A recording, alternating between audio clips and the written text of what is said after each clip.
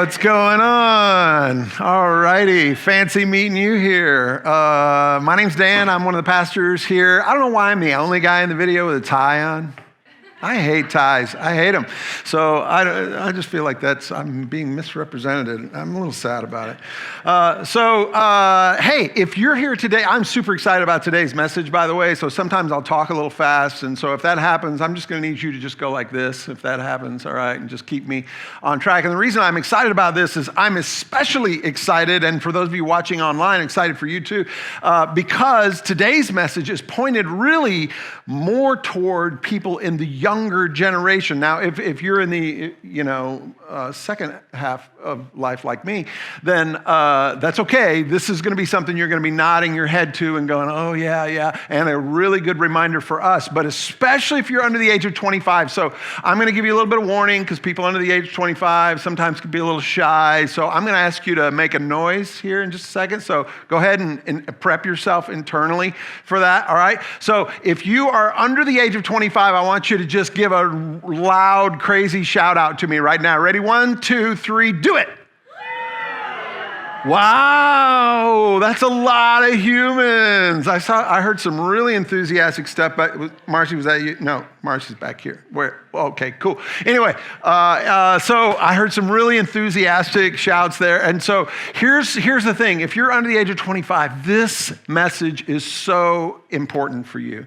If you can figure this out sooner rather than later, this will guide you so far in life and will make such a huge difference. So dial in. I know, old guy preacher and all that kind of thing you can check out and glaze over, but don't glaze over. No glazing today. Okay, so I want to start out today by kind of getting you caught up. I talked to a couple people who weren't here for the first week or two of the series, and I totally get that because it's summer and that's what we do. But I want to just take a second and get us caught up. So this whole idea of the road trip is really what we're doing throughout June and July, where we're using that concept as kind of a backdrop or an analogy to talk about life, just life in general, and how to get from the beginning to the end of that thing with as few scars as possible. And so that's what we've been doing, talking about that there are certain things that you need to pay attention to along the way if you want to arrive at a place that you want to arrive at, right? So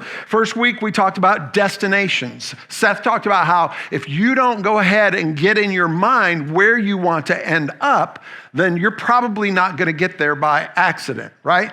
That you can't just go off all willy-nilly and whatever that means, willy-nilly, and expect to end up someplace specific. That's just not how it works. And then last week, he talked about the importance of the rules of the road, and that if you're going to take a good trip, take a healthy trip, take a trip that brings you life, there are certain things you have to pay attention to along the way. Like there are some things in this life that you can't control. We all know that. But there are some things you can.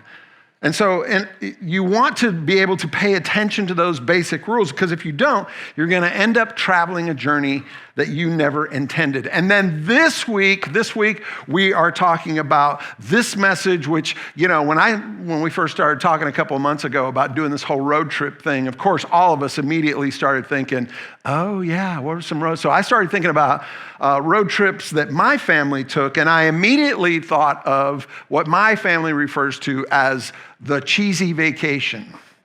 Yes, the cheesy. I know you're excited already. My kids were really excited too. So when my kids were little or little-ish or whatever, most of our vacations were just to see family, right?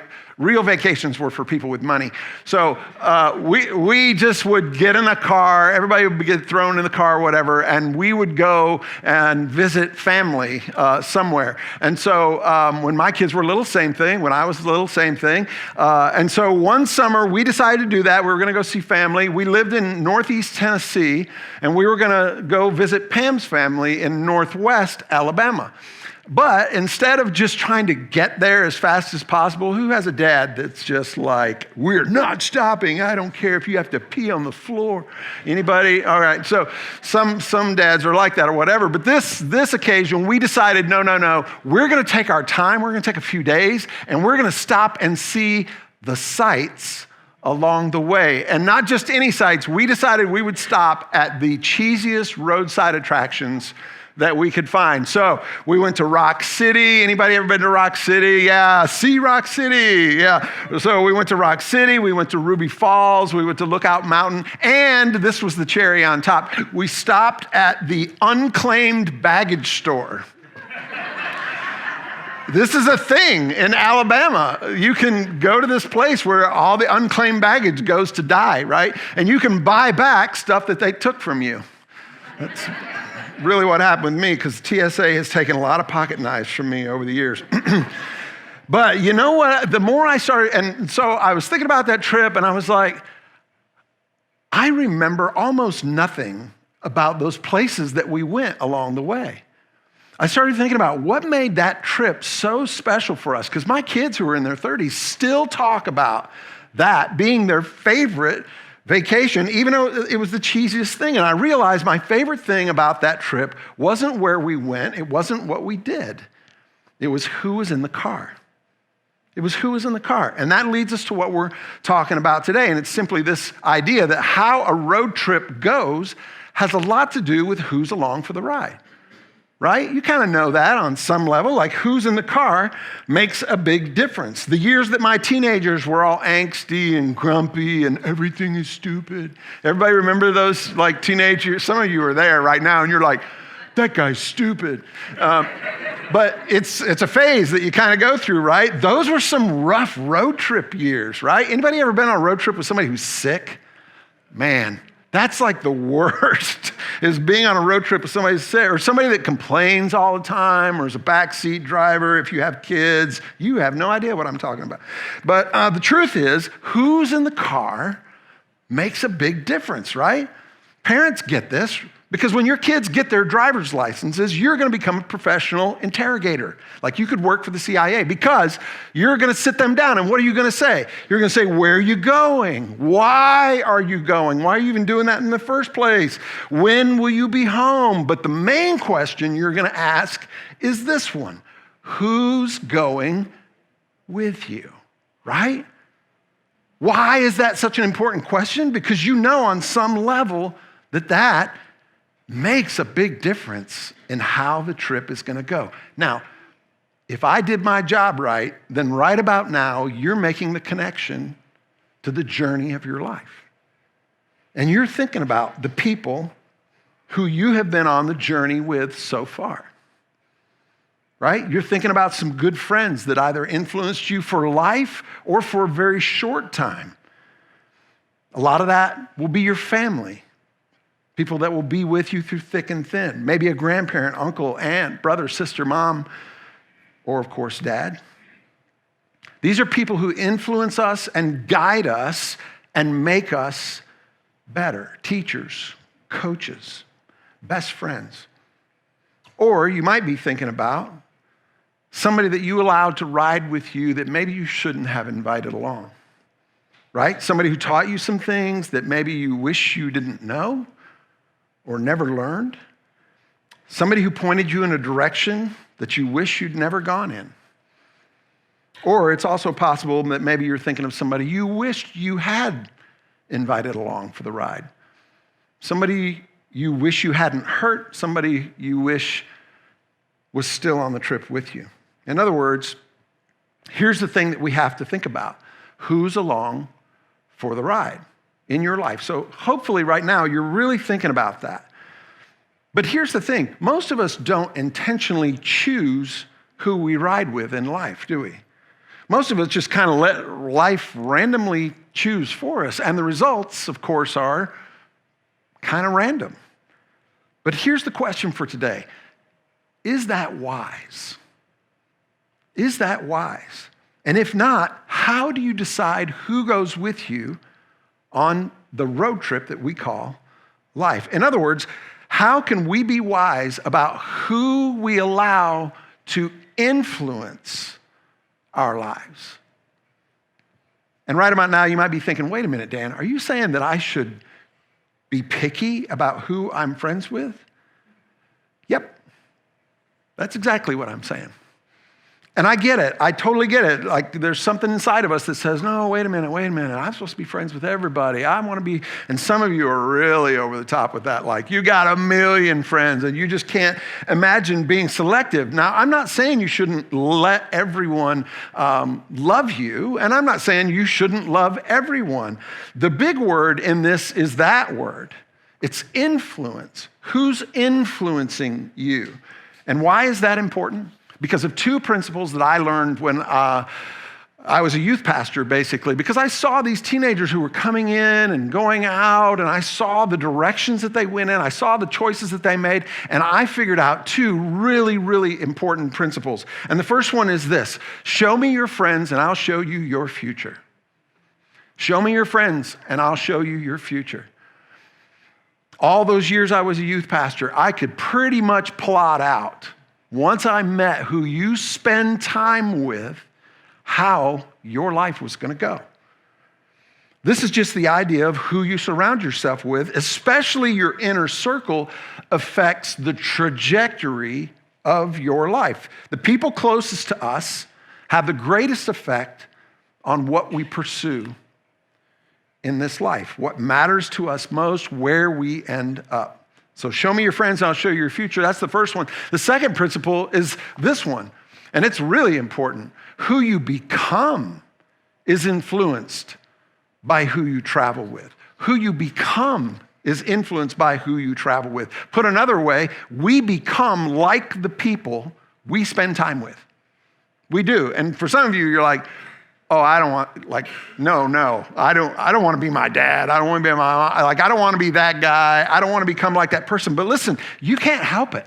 We take on the characteristics of the people we spend time with, the mannerisms, even the values of the people we spend time with. Now, I didn't make those principles up, by the way. That's not like Dan wisdom, because ain't nobody need that, right? But that is real wisdom, and that's from God. These are basically just summaries of what we find in the wisdom books of Scripture. And so if those things are true, if those 2 things are true, and I believe that they are, then that's why I titled today's message, Ride or Die. Ride or die. Anybody know what ride or die means? Raise your hand if you know what ride or die means. Yeah? Wow, very few of you. Y'all are old. So here's the deal. So ride or die. So this is kind of a newer phrase. It's popular in our culture today. And if you don't know what I'm talking about, that's okay. You're about to get woke. You're welcome.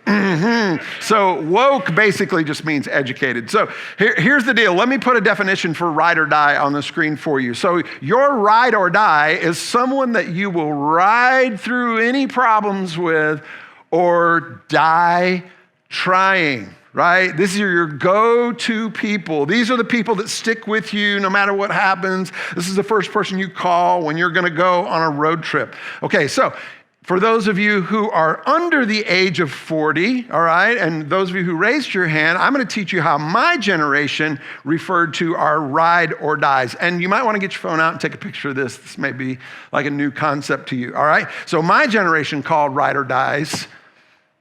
Can we get that up there? Next slide. It's going to happen. Friends. Yes, that's what we have, friends. And I don't confuse this with the old TV show. And then also, always remember, I before E, except after C. That part can be really tricky for you. So here's the whole point of this. Whether you call them friends, whether you call them your ride or dies, it really comes back to my question from earlier, which is, who is riding with you? Who are you going with? And who's going with you? So with that in mind, and I think that's all true, that who we ride with affects both where we end up and who we are becoming, then choosing who we allow to influence us is really, really crucial. And that's what we're looking at in Scripture today. So in case you're behind or whatever, in the last few weeks, we've been in, like I said, the wisdom books of the Bible. Now, you may not be familiar with that, but there's a section of the Jewish Scriptures, or what we Christians call the Old Testament, called the wisdom books. And these books were basically used to instruct people on how to live wisely, rather than foolishly. Sounds like a good plan, right?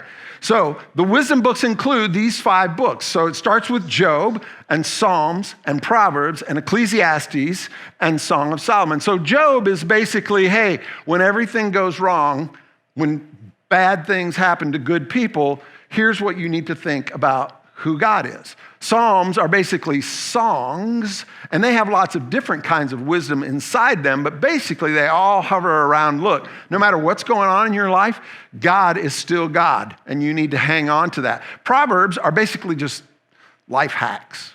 That's really what Proverbs is like hacks for life, right? And then Song of Solomon is all about romantic relationship and how God built that to be. But then there's this one called Ecclesiastes, which Ecclesiastes just means preacher or teacher. So it's about this teacher who's teaching these things that are wise or whatever. But Ecclesiastes is attributed to a guy named Solomon, third king of Israel, supposedly the wisest man to ever live. And that's kind of a big claim, but basically when he had the option, God basically said, look, I love you. I loved your dad. I'll give you whatever you want. And he said, I want wisdom. And so God gave him incredible wisdom. And so this guy Solomon writes this book of Ecclesiastes. And overall, and there's a lot in there, there's 12 chapters to Ecclesiastes, but overall, if you had to boil the whole book down to one word, it would be this Hebrew word right here, Havel. Havel. Now, we're going to say that together, but you have to do a little bit of a thing at the beginning, right? So let's all say it together. 1, 2, 3. Havel. Havel is usually translated in most of our translations as meaningless, meaningless. And so Solomon says, hey, all this stuff we're doing, all this stuff you're doing, your job, everybody everything you're putting all your energy into, all this, stuff that we have going on under the sun, in other words, on planet Earth, it's all Havel. It's all, he says it like 36 times, I think it is, in the book. It's all meaningless. But here's the thing. It's not just about meaninglessness. That word really is better translated as more like a breath or a mist. It's really about this is something you can't hold on to. Something that you can't really put your thumb on and hang on to forever. It's temporary.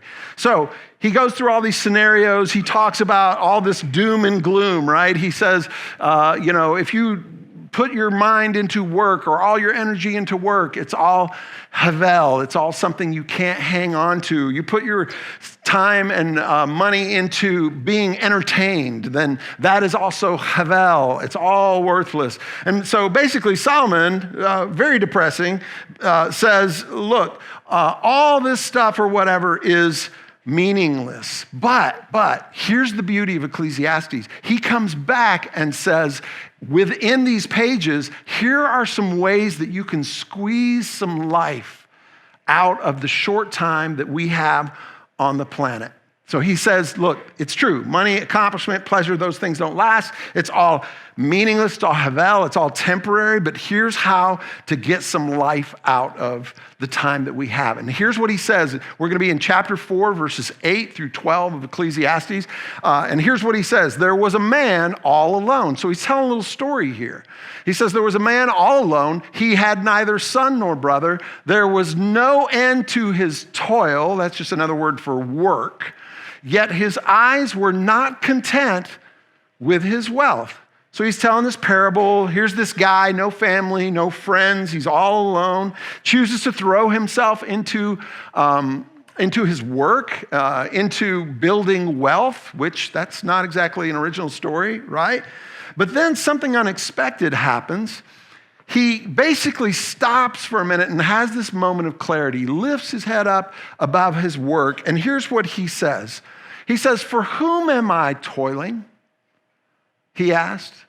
"And why am I depriving myself of enjoyment?"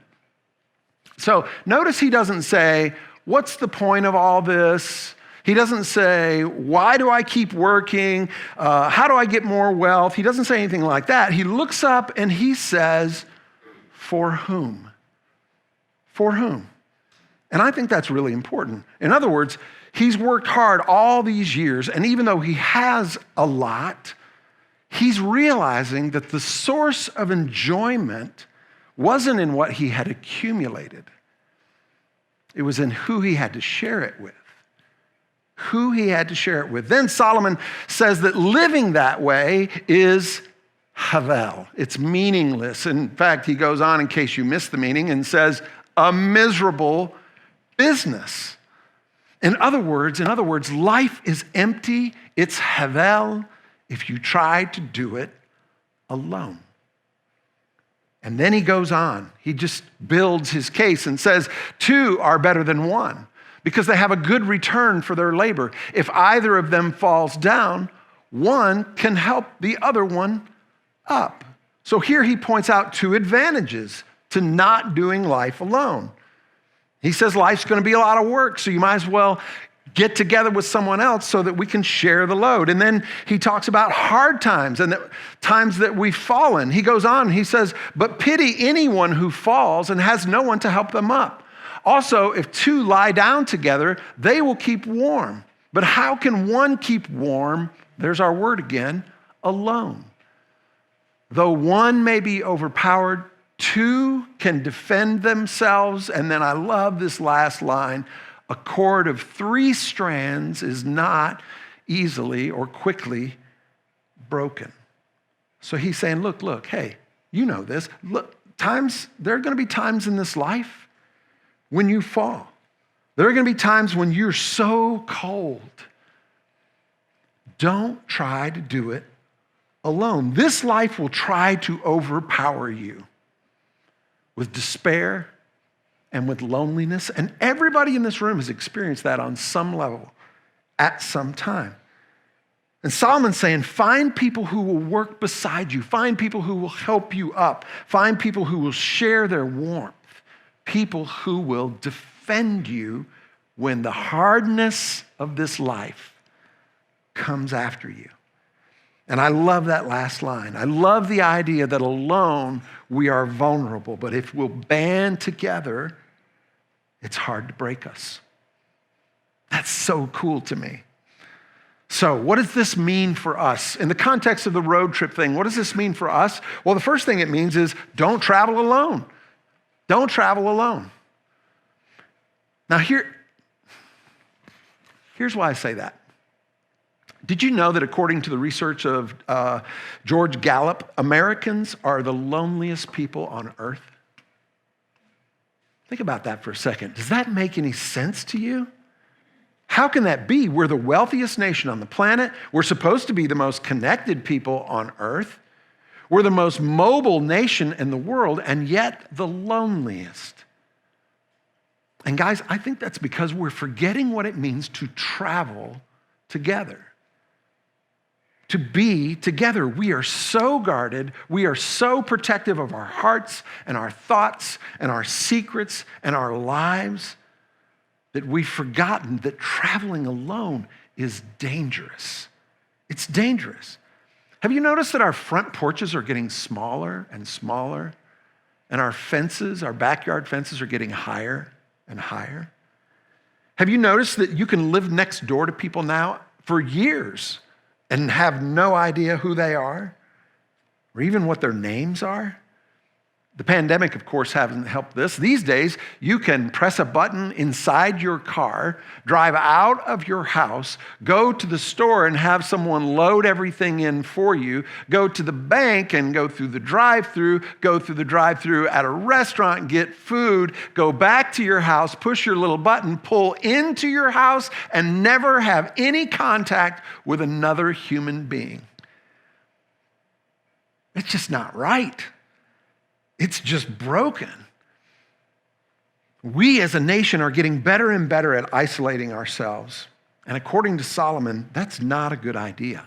Not a good idea. In fact, it's counter to the way we were designed. The way I know this is because I've read Genesis. And you may have read Genesis too. If the beginning, Moses basically talks about creation and how God established some basic principles for what it means to be a human being. And the short version is that in 6 days, God created the heavens and the earth and the water and the birds and the rocks and the trees and all that kind of stuff or whatever. He gets to the end of that and he says this: God saw all that he made, and it was very good.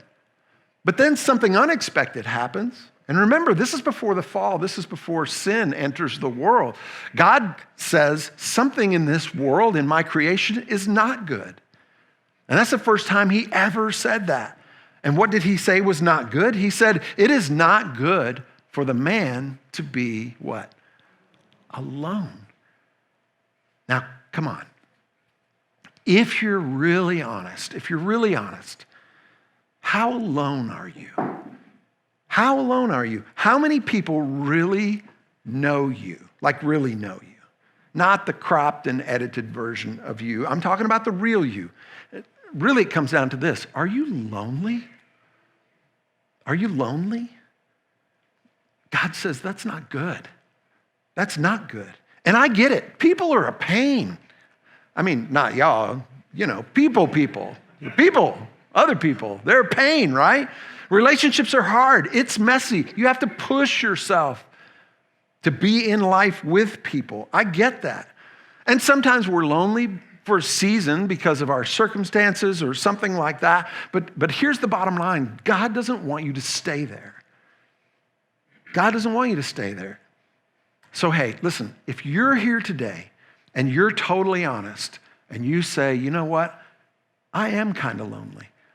I am not doing life with people the way God intended me to. I've told my kids for years to always remember that isolation is your enemy. Isolation is your enemy. And I get it. We pull back, especially when we're afraid. But that is not how God wants us to live. So to you, I would say, first of all, run to God. We talked about how God is our perfect Father. Run to God. There's no reason for you to ever be alone because you have a God that loves you more than you know and is more aware of your life than you think he is. He's waiting for you to turn to him. But then the other thing is, sometimes you just need somebody with skin on them. You know what I'm talking about? Yeah, we need each other. Guys, we need each other. This is really, really important to us. And so to you, I would say, take a risk. Come on, embrace the awkward because it's going to be awkward, This is why community groups are so important here at Community Church because you are not meant to do life alone. And neither am I. There's a reason that the ultimate punishment for a human being is solitary confinement. So, first principle, don't travel alone. Second principle for the road trip is this: don't pick up strangers. Don't pick up strangers. That's creepy. And that seems a little bit like counter to what we just talked about, but here's what I mean by that. You have to be intentional about who you surround yourself with. In our passage, it said, I pity anyone who falls and has no one to help them up. Also, if two lie down together, they will keep warm. These are both indicators that the people we surround ourselves with have to be people that build us up rather than tear us down. Surround yourself with people who make you better, who inspire you. In other words, don't let life choose who you surround yourself with. Because most of us, that's the way we do it. In other words, put another way, don't let proximity choose who influences you. You have to be intentional. You have to be intentional. Because life will choose for you. There will be people that come into your life and out of your life. And so you'll get this mixed bag of people who build and people who are good for you and people who are maybe not so good for you. And again, this isn't about who's in your life. This is about who influences you. See, for many years, I thought that how smart I was or how talented I was or how many people liked me was going to be how I became successful in this world. But let me tell you, and again, young people, if you can get this, I learned somewhere along the way that how successful I was in life had more to do with who I spent time with. So let me just ask you some questions, and these are just to get you thinking a little bit about these things. So, are the people you were surrounding yourself with going to help you when you fail or fall or get hurt? Because it's going to happen, right? So be thinking about that. Are these people that are going to help me when I fall? Second, are they people who will extend warmth to you when you need it?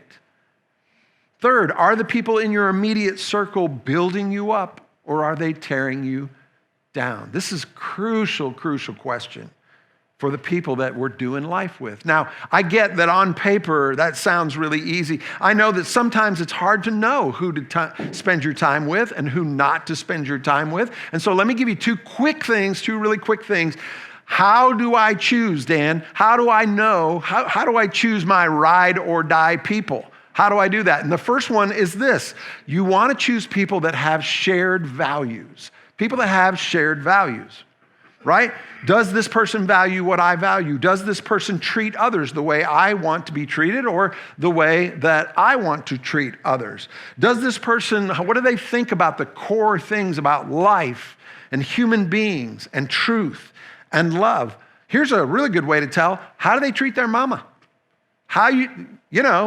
Somebody's real with how they treat their mama, right? By the way, ladies, if you're dating a dude and he treats his mom, that's who you're marrying. That's what you're going to get.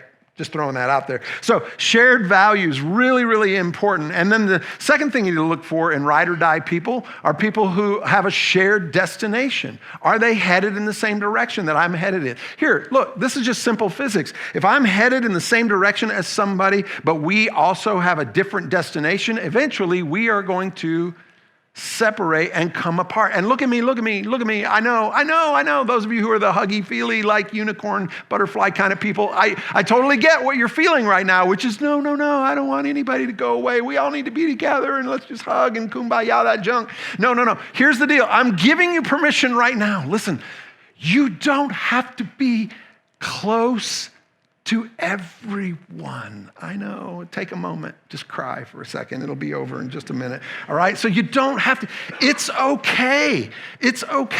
I'm giving you permission. You don't have to feel bad about, focusing your time on people in your life that share your values and share your destination.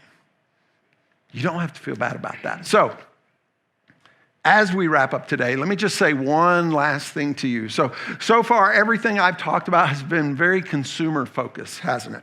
Like, what am I going to get out of this? But here's the deal.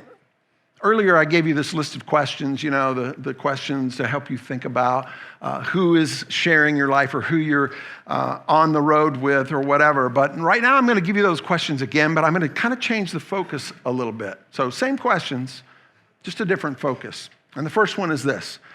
Are you becoming someone who helps others when they fall? Are you extending warmth to the people around you who are cold? Are you building up those in your immediate circle, or are you tearing them down? And then this last one is so clarifying. Are you becoming the kind of man or woman that others want to journey with? Because here's why this is important. It turns out that one of the best ways to find those people, our ride or dies, people who are investing in us, people who are making more deposits in us than they're making withdrawals, one of the best ways to do that is to become one of those people, to become like Christ. Now, I know I've given you a lot to think about. So just a quick summary as we think about what Solomon was trying to teach us here. He was trying to teach us that the people in our lives affect where we're going and affect who we're becoming. And if that's true, and we believe that is true, then we have to be intentional about the people that we are spending time with, choosing people that share our values and our destination. So, I hope you take that with you today. And in just a moment, I'm going to lead us in a prayer. And it's really a prayer for all of us in this room. So it's going to be a prayer for those of you in this room who, if you're really super honest, you feel lonely most of the time. And because you've guarded yourself, because you've been hurt in the past, you haven't opened your heart, your life to other people. And so I'm going to pray for you that God would bring people into your life that you can share your life with, because we're not meant to be alone.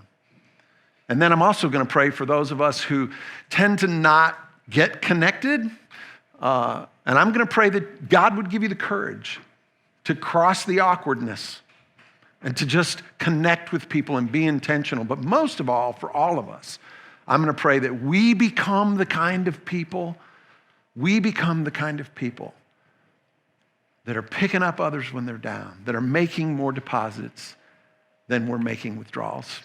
So let's pray together. Father, I am so grateful for this message today. And again, I pray for the young people in this room especially, that if they will figure this out, that the people around them, the people they surround themselves with, the people they spend time with are so important to where they end up and to who they're becoming. So God, I pray especially for them right now. I pray for those in this room that when I asked if they were lonely, they knew, they just knew. And so God, I'm praying that you would bring people into their lives that draw them closer to you.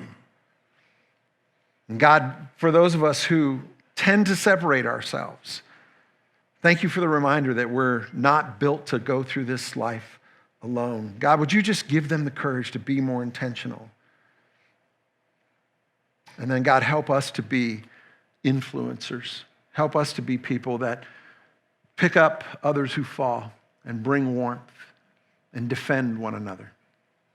And it's in Christ's name we pray these things.